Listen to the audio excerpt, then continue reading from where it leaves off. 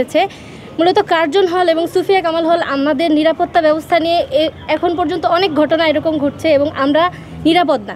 এত বড় একটা ঘটনা ঘটেছে, আজকে মাইশা, কালকে আমি বা অন্য কেউ হতে পারে। আমরা সংসদ সদস্য হওয়া সত্ত্বেও নিরাপত্তা পাচ্ছি না, তাহলে অন্য সাধারণ শিক্ষার্থীদের নিরাপত্তা কিভাবে নিশ্চিত হবে?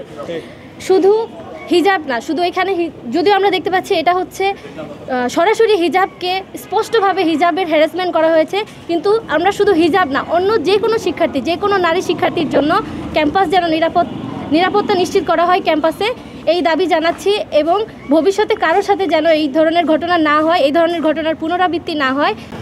আপনারা ইতিমধ্যে ঘটনাটা শুনেছেন, কবি সুফিয়া কামাল হল সংসদের দ্বিতীয় সর্বোচ্চ ভোটপ্রাপ্ত সদস্য নাফিসা সামিহা মাইশার সাথে যেই ঘটনাটি ঘটেছে। মূলত কার্জন হল এবং সুফিয়া কামাল হল আমাদের নিরাপত্তা ব্যবস্থা নিয়ে এখন পর্যন্ত অনেক ঘটনা এরকম ঘটছে এবং আমরা নিরাপদ না।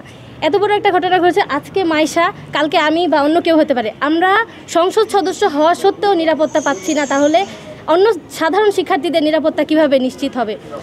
শুধু হিজাব না, শুধু এখানে যদিও আমরা দেখতে পাচ্ছি এটা হচ্ছে সরাসরি হিজাবকে স্পষ্টভাবে হিজাবের হ্যারাসমেন্ট করা হয়েছে, কিন্তু আমরা শুধু হিজাব না, অন্য যে কোনো শিক্ষার্থী, যে কোনো নারী শিক্ষার্থীর জন্য ক্যাম্পাস যেন নিরাপত্তা নিশ্চিত করা হয় ক্যাম্পাসে, এই দাবি জানাচ্ছি। এবং ভবিষ্যতে কারোর সাথে যেন এই ধরনের ঘটনা না হয়, এই ধরনের ঘটনার পুনরাবৃত্তি না হয়, এই দাবি জানাচ্ছি। আমরা হল সংসদের পক্ষ থেকে গতকাল রাতে এই বিবৃতি দিয়েছি এবং আমরা হল সংসদের সবাই সহ আমরা সবাই মাইশার পাশে আছি এবং ভবিষ্যতে কারোর সাথে এমন ঘটনা না হোক, এই দাবি জানাচ্ছি।